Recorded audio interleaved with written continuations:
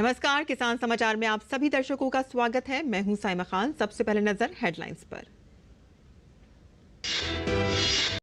केंद्र सरकार ने मध्य प्रदेश के किसानों के सोयाबीन की फसल न्यूनतम समर्थन मूल्य पर खरीदने को दी मंजूरी। केंद्रीय कृषि मंत्री शिवराज सिंह चौहान ने दी जानकारी।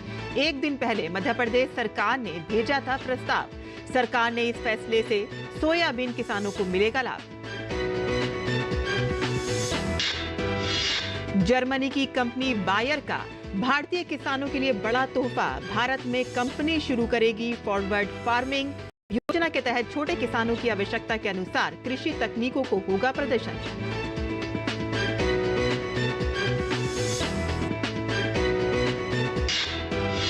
देश हित में केंद्रीय मंत्रिमंडल के बड़े फैसले। जल विद्युत परियोजनाओं से संबंधित इंफ्रा के लिए 12,461 करोड़ की मंजूरी। 2031 से 32 तक क्रियान्वित की जाएंगी योजनाएं।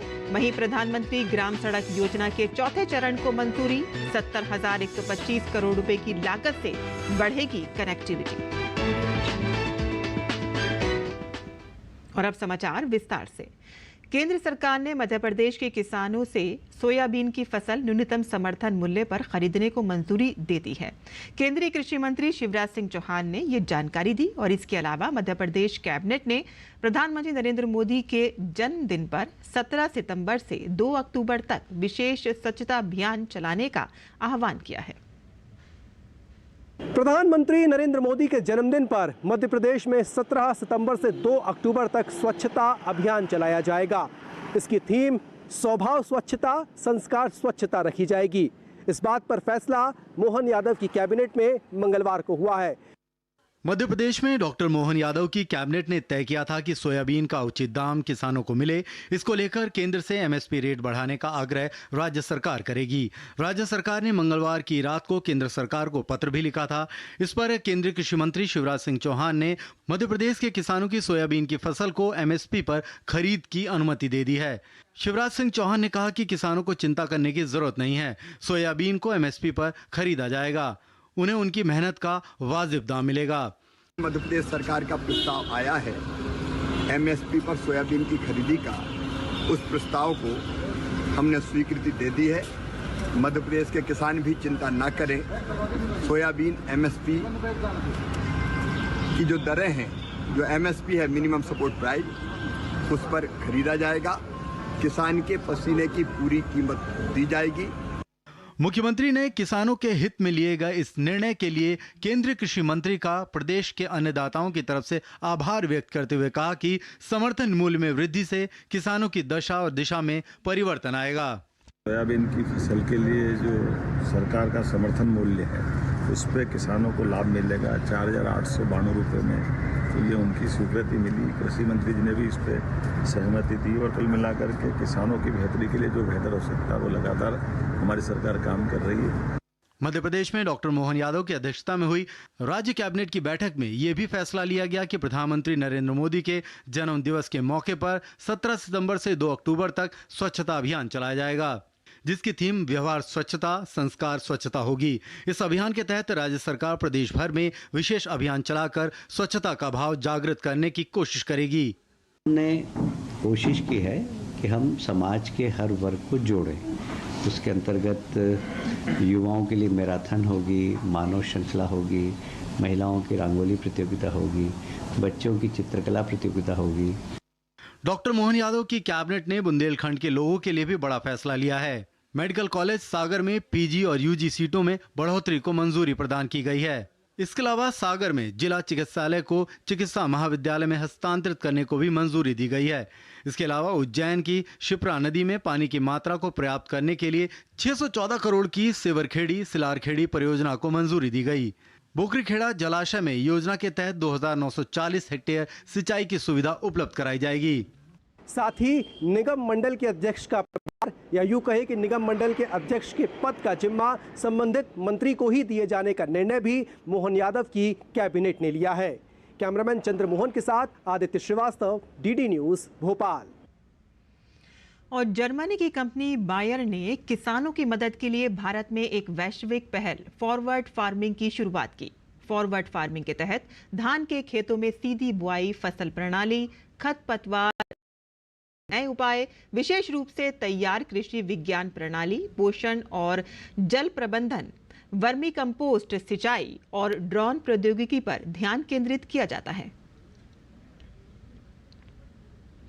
वहीं देश में इलेक्ट्रिक वाहनों को बढ़ावा देने के लिए सरकार ने बड़ा फैसला लिया है। कैबिनेट ने 2 वर्षों के लिए पीएम ई ड्राइव योजना को मंजूरी दी है, जिसके तहत 10,900 करोड़ रुपए मंजूर किए गए हैं और इसके अलावा देश भर में हाइड्रो पावर के बुनियादी ढांचे के विकास के लिए 12,641 करोड़ रुपए की मंजूरी दी गई है। देश में इलेक्ट्रिक वाहनों को बढ़ावा देने की दिशा में मोदी सरकार ने अहम फैसला किया है। कैबिनेट ने 2 वर्षों के लिए पीएम ई ड्राइव योजना को मंजूरी दी है, जिसके तहत 10,900 करोड़ रुपए मंजूर किए गए हैं। इस योजना के तहत 2 पहिया, 3 पहिया वाहनों के साथ साथ ट्रकों और हाइब्रिड एम्बुलेंस को भी शामिल किया गया है। इसके तहत देश भर में चार्जिंग स्टेशन की सुविधा भी मुहैया कराई जाएगी। इसके साथ ही टेस्टिंग इंफ्रास्ट्रक्चर के लिए भी अलग से 780 करोड़ रुपए दिए गए हैं। PM E drive scheme launch हुई है। इसमें 2 व्हीलर्स, 3 व्हीलर्स, ट्रक्स और एम्बुलेंसेस और ई बसेस को कवर किया जाएगा।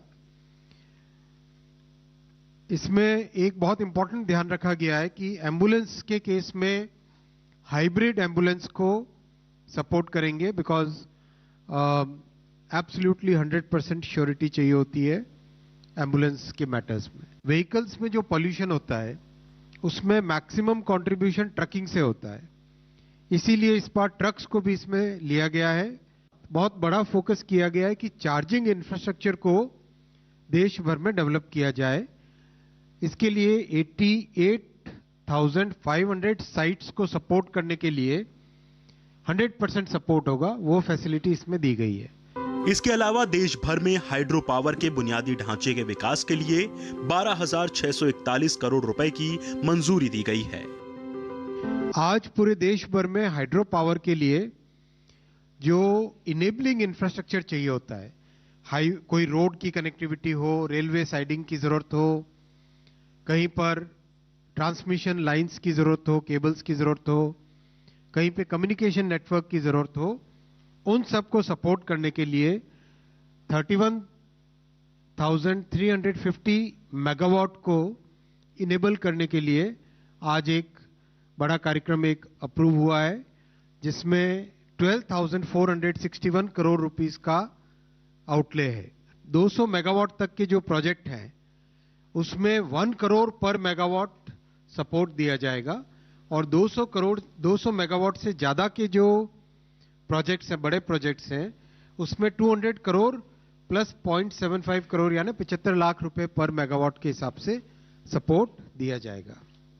कैबिनेट ने एक अन्य अहम फैसले में पीएम ग्रामीण सड़क योजना के तहत देश के हर गांव तक सड़क पहुंचाने के लिए 70,125 करोड़ रुपए मंजूर किए हैं। इसके जरिए 25,000 नई बसाहटों तक सड़क बनाई जाएगी। प्रधानमंत्री जी की जो सैचुरेशन अप्रोच है, उसी सैचुरेशन अप्रोच के तहत है कि each and every habitation which is still left out should be covered. तो करीब 25,000 अनकनेक्टेड हैबिटेशंस हैं जो कि विशेषकर पॉपुलेशन ग्रोथ के कारण एलिजिबल हुए हैं या फिर कोई और दूसरे सोशियो इकोनॉमिक कारण के कारण एलिजिबल हुए हैं, उन सबको अब कवर किया जाएगा। और इसके लिए a massive outlay has been earmarked 70,125 crore rupees. इसमें 40 करोड़ ह्यूमन डेज का एम्प्लॉयमेंट जनरेशन होगा। कैबिनेट ने PM e bus Sewa payment security mechanism योजना के लिए 3,435 करोड़ रुपए मंजूर किए हैं। इससे 38,000 नई बसें देश के शहरों में उतरेंगी। ये योजना देश के शहरों में प्रदूषण कम करने और सार्वजनिक परिवहन बेहतर करने में काफी मददगार होगी। शैलेंद्र मिश्र के साथ ब्यूरो रिपोर्ट, डीडी न्यूज।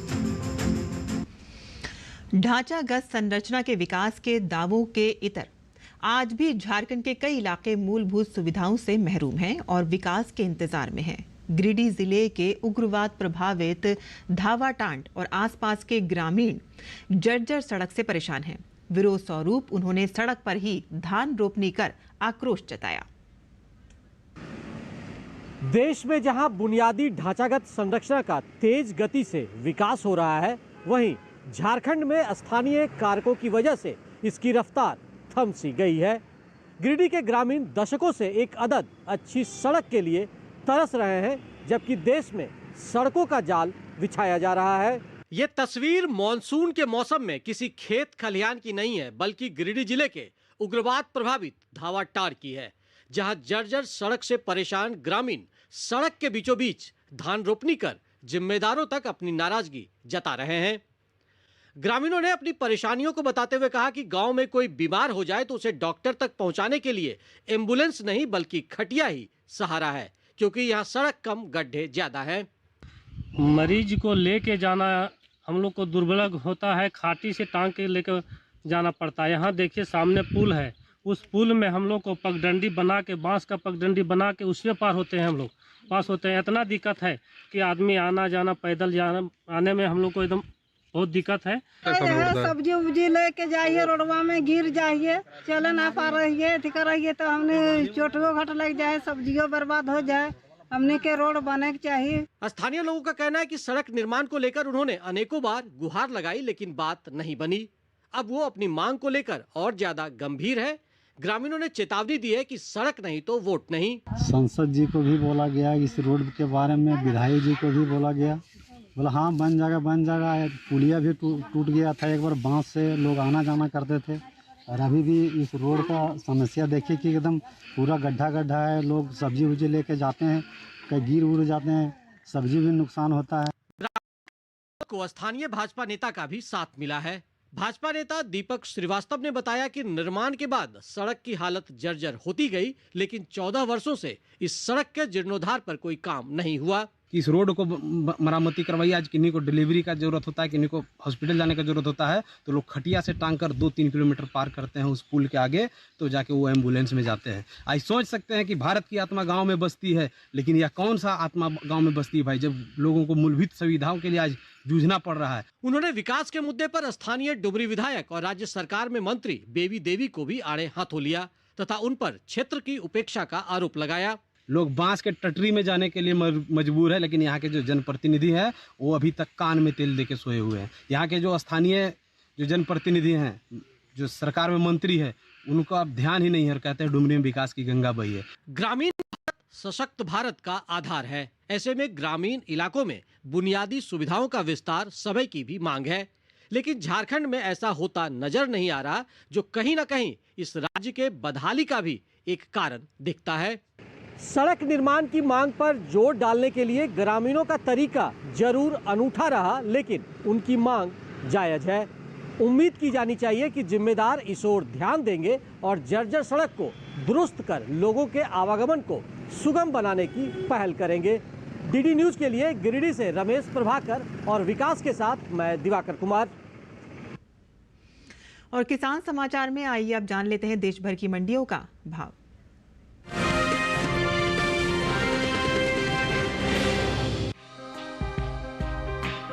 चालू खरीफ सीजन में ज्वार की बुआई में इजाफा हुआ है।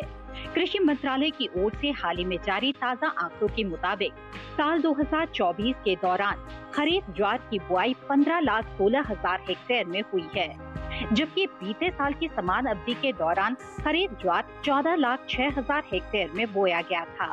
फिलहाल ज्वार की आवक इन दिनों सामान्य बनी हुई है। भाव की बात करें तो एक्मार्कनेट के मुताबिक गुजरात की राजकोट मंडी में 10 सितंबर को सफेद ज्वार का भाव रहा 3,750 रुपए।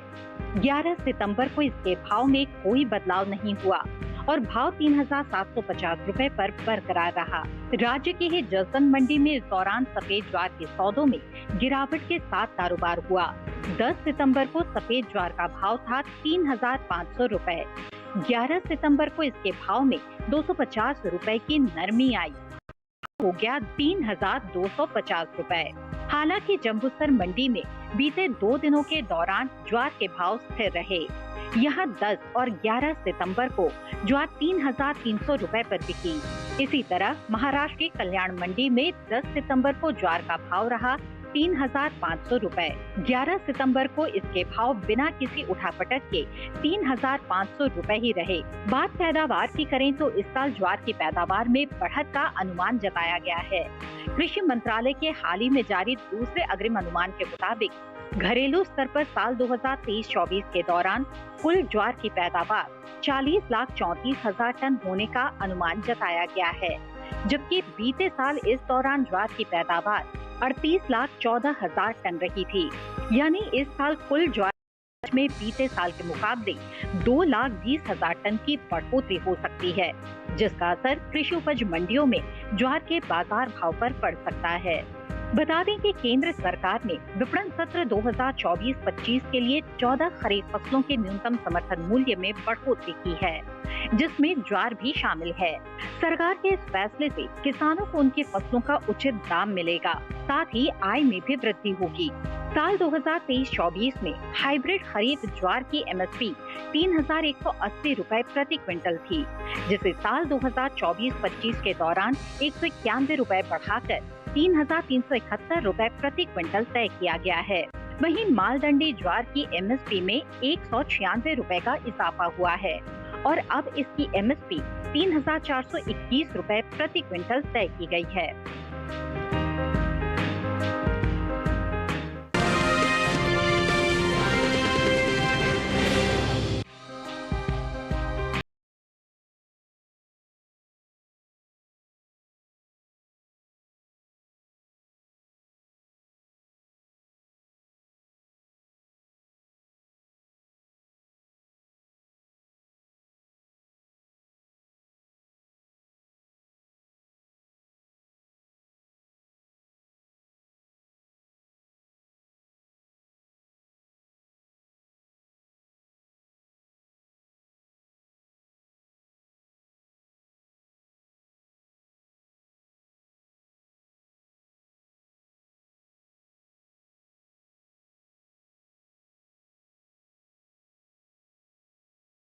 और भाव 4,250 रुपए पर आ गया। बात राज्य की ही कुस्तगी मंडी में सूरजमुखी के भाव की करें तो यहाँ बीते मंगलवार को सूरजमुखी का भाव रहा 4,800।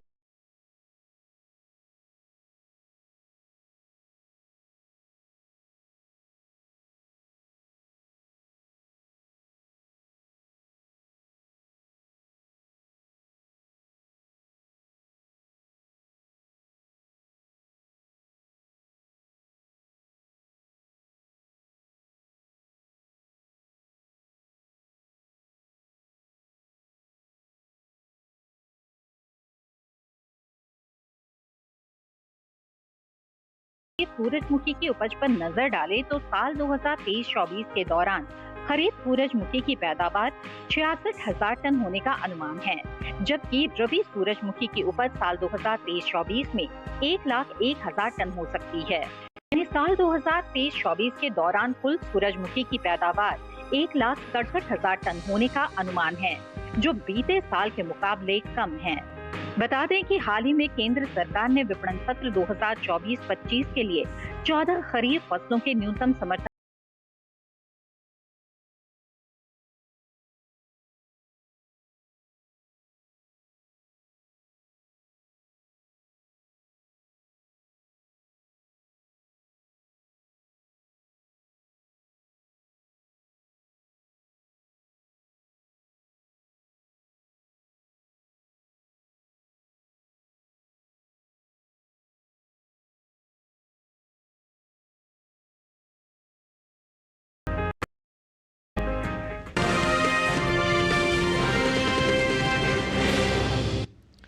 और मंडी खबर के बाद अब बात कर लेते हैं मौसमी खेती की। किसान इस मौसम में कैसे रखें अपनी खेती का ख्याल, आइए देखते हैं।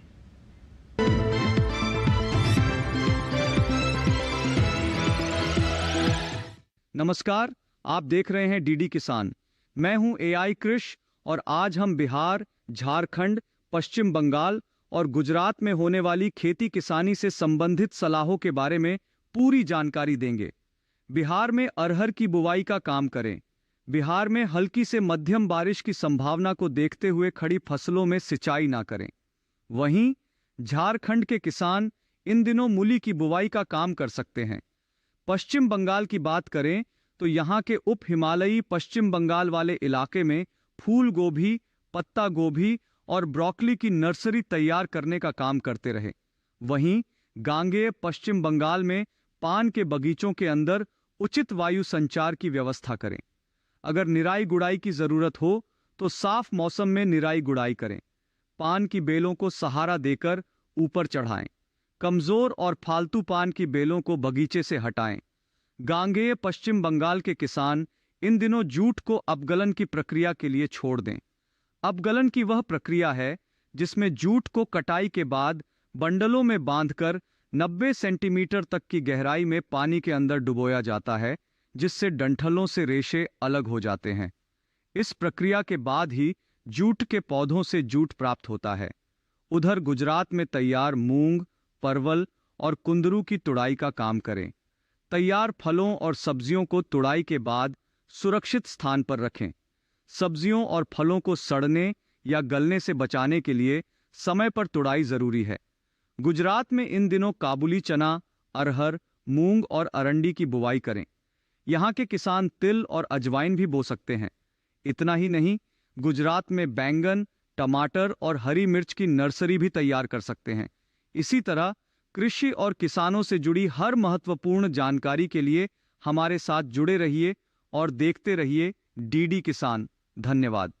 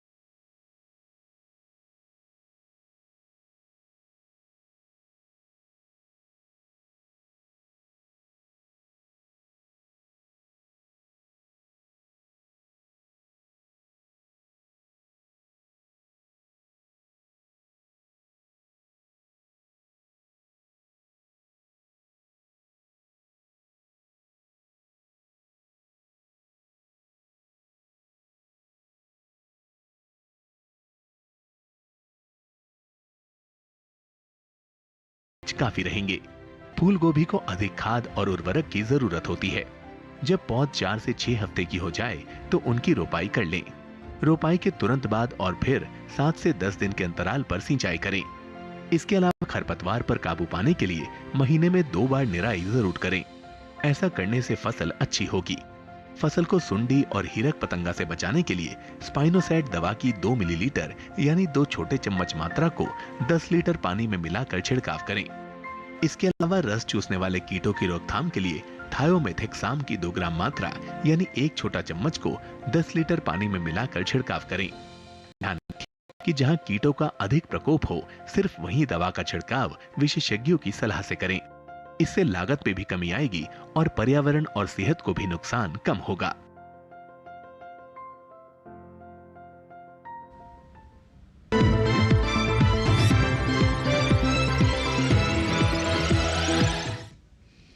और खेती किसानी से जुड़ी खबरों के बाद आइए अब नजर डाल लेते हैं कुछ और खबरों पर। खास खबर, प्रवर्तन निदेशालय ने आरजी कर मेडिकल सेंटर और अस्पताल से जुड़े कथित वित्तीय घोटाले के सिलसिले में कोलकाता में 4 जगहों पर तलाशी अभियान चलाया। इसमें से 2 ठिकाने संदीप घोष से सीधे तौर पर जुड़े हैं, तो वहीं 2 ठिकाने संदीप घोष के सहयोगी से जुड़े हैं। भारतीय वायु सेना ने अब तक के सबसे बड़े अभ्यास तरंग शक्ति में रक्षा मंत्री राजनाथ सिंह शामिल हुए और इसके साथ ही वायु सेना की तरफ से रक्षा विमानन प्रदर्शनी IDEX 24 का आयोजन किया जा रहा है और इस प्रदर्शनी का उद्घाटन राजनाथ सिंह ने किया। जम्मू कश्मीर में विधानसभा चुनाव के तीसरे और अंतिम चरण के लिए नामांकन दाखिल करने का आज अंतिम दिन है। इस चरण में 1 अक्टूबर को 40 विधानसभा निर्वाचन क्षेत्र में वोट डाले जाएंगे। नामांकन पत्रों की जांच कल की जाएगी और 17 सितंबर तक नाम वापस लिए जा सकेंगे। हरियाणा विधानसभा चुनाव के लिए कांग्रेस ने अपने उम्मीदवारों की 5वीं सूची जारी की। इसमें से 2 उम्मीदवारों के नामों का ऐलान किया गया। 5वीं सूची के बाद कांग्रेस के घोषित उम्मीदवारों की संख्या 88 हो गई है। हरियाणा विधानसभा चुनाव के लिए जेजेपी एएसपी गठबंधन ने अपने उम्मीदवारों की 7वीं सूची जारी कर दी है। उम्मीदवारों के नामांकन के आखिरी दिन ये सूची जारी की गई है। 7वीं सूची में 6 उम्मीदवारों के नामों की घोषणा की गई है। इस सूची में सभी 6 उम्मीदवार जननायक जनता पार्टी के हैं। जम्मू कश्मीर के पुंछ में जिला चुनाव विंग ने मतदाता शिक्षा एवं निर्वाचन सहभागिता कार्यक्रम यानी कि स्वीप कार्यक्रम के तहत छात्रों को मत अधिकार के प्रति जागरूक करने का काम किया। इस कड़ी में पुंछ में छात्रों ने रैली निकालकर मतदाताओं को जागरूक करने का प्रयास किया। मध्य प्रदेश के दतिया शहर में बड़ा हादसा हुआ है। दतिया के खलकापुर मोहल्ले में एक कच्चे मकान की पुरानी दीवार गिरने से 2 बच्चों की मौत हो गई। बहराइच में आदमखोर भेड़िया लगातार हमला कर रहा है। वन विभाग ने ग्रामीणों की सहायता के लिए अब तक 5 भेड़ियों को पकड़ लिया है और अभी भी एक भेड़िया खुला घूम रहा है और इसको पकड़ने के लिए वन विभाग लगातार ड्रोन के जरिए निगरानी कर रहा है। छत्तीसगढ़ के मुख्यमंत्री विष्णुदेव सहाय की अध्यक्षता में कलेक्टर एसपी सम्मेलन रायपुर में शुरू हुआ। 2 दिन तक चलने वाले सम्मेलन में मुख्य सचिव, विभागीय सचिवों सहित सभी विभागायुक्त कलेक्टर कॉन्फ्रेंस में शामिल हुए। सुल्तानपुर में सर्राफा व्यवसायी डकैती कांड में पुलिस ने 4 बदमाशों को गिरफ्तार किया है। बदमाशों को कोतावली नगर के दुबेपुर के पास पुलिस ने पकड़ा है और इनके कब्जे से करोड़ों रुपए कीमती का सोना बरामद हुआ है। किसान समाचार में आज के लिए बस इतना ही। अनुमति दें। नमस्कार।